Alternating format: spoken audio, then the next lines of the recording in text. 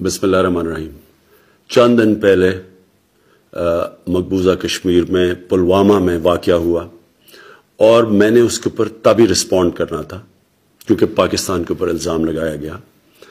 लेकिन हमारा एक बहुत अहम विजिट थी क्राउन प्रिंस सऊदी अरेबिया की, इन्वेस्टमेंट कॉन्फ्रेंस थी जिसकी हम बहुत देर से तैयारी में थे। लिहाजा मैंने तब इसलिए फैसला किया जवाब ना देने का क्योंकि सारी अटेंशन उस कॉन्फ्रेंस से और उनकी विजिट से इसके ऊपर चली जानी थी। इसलिए जब क्राउन प्रिंस वापस गए मैं आपके सामने जवाब दे रहा हूं और मैं हिंदुस्तान गवर्नमेंट के लिए जवाब दे रहा हूं। पहले तो आपने पाकिस्तान पर इल्जाम लगा दिया, ना कोई एविडेंस, ना कोई सोचा कि इसके अंदर पाकिस्तान का क्या फायदा है। अगर पाकिस्तान इतनी अहम कॉन्फ्रेंस कर रहा था और इतनी विजिट जो क्राउन प्रिंस की थी जो हम इतनी देर से प्लान कर रहे थे, कोई अहमक भी इस तरह का वाकया करेगा अपनी कॉन्फ्रेंस को सैबोटाज करने के लिए। और अगर ये ना भी होती उनकी विजिट, पाकिस्तान को इससे क्या फायदा है? क्यों पाकिस्तान इस स्टेज के ऊपर, जब पाकिस्तान स्टेबिलिटी की तरफ जा रहा है, हमारे पास हमने 15 साल की दहशतगर्दी की जंग जिसमें 70,000 पाकिस्तानी मारे गए हैं, एक दहशतगर्दी नीचे जा रही है, अमन आ रहा है, स्टेबिलिटी आ रही है, हम क्यों कोई इस तरह का, इससे हमें फायदा क्या है?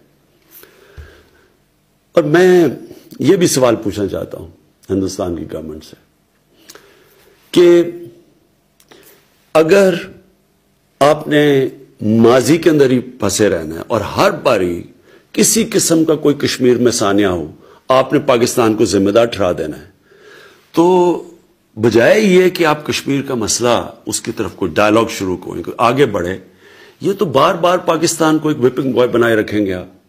मैं आपको वाज़े तौर पे कह रहा हूं कि ये नया पाकिस्तान है, ये नई माइंडसेट है, नई सोच है। हम ये समझते हैं कि हमारे इंटरेस्ट में है कि ना हमारी जमीन से कोई जाके बाहर दहशतगर्दी करे और ना बाहर से आगे कोई पाकिस्तान में दहशतगर्दी करे। हम स्टेबिलिटी चाहते हैं। तो मैं आज हिंदुस्तान की गवर्नमेंट को ऑफर कर रहा हूं, किसी किस्म की आप तहकीकात करवाना चाहते हैं इस इंसिडेंट में कि कोई पाकिस्तानी इसमें मुलव्वस था, हम तैयार हैं। अगर आपके पास कोई एक्शनेबल इंटेलिजेंस है कि पाकिस्तानी इन्वॉल्व है, वो हमें दे, मैं आपको गारंटी करता हूं कि हम एक्शन लेंगे। और एक्शन इसलिए नहीं लेंगे कि हमें किसी के प्रेशर है, एक्शन इसलिए लेंगे कि ये पाकिस्तान से दुश्मनी कर रहे हैं। अगर कोई पाकिस्तान की जमीन इस्तेमाल कर रहा है, हमारे से ये दुश्मनी है, ये हमारे इंटरेस्ट के खिलाफ है।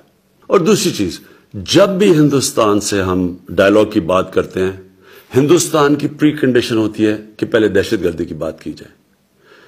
मैं आपको ये कहता हूं कि हम दहशतगर्दी की भी बात करने के लिए तैयार हैं। दहशतगर्दी एक सारे खित्ते का इशू है और हम बिल्कुल तैयार हैं क्योंकि हम चाहते हैं कि इस खित्ते में दहशतगर्दी खत्म हो।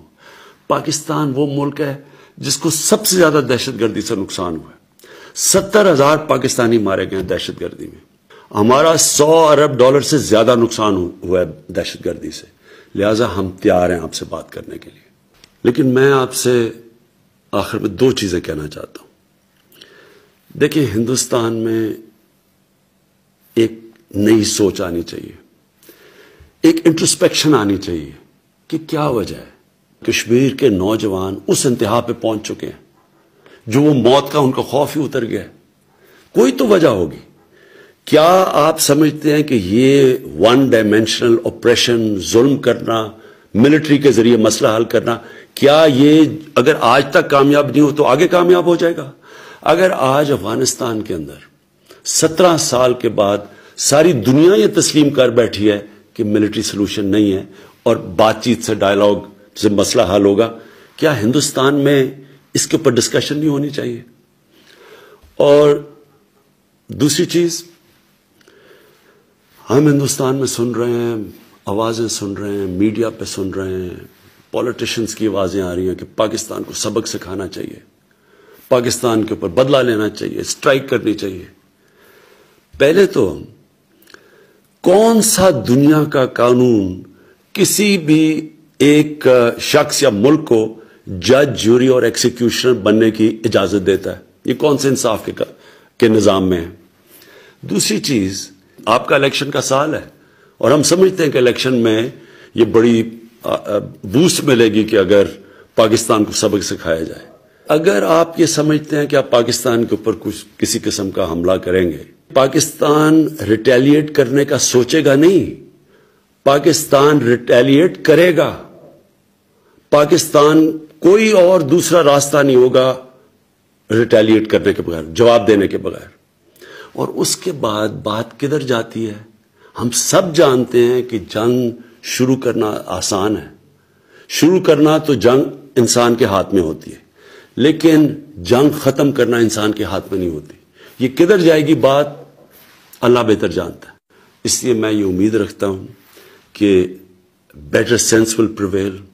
ہم اس میں عقل کریں گے، حکمت استعمال کریں گے، اور یہ مسئلہ جو آخر میں حل ہوگا جس طرح افغانستان میں، یہ بھی ڈائیلاگ اور بات چیت سے حل ہوگا.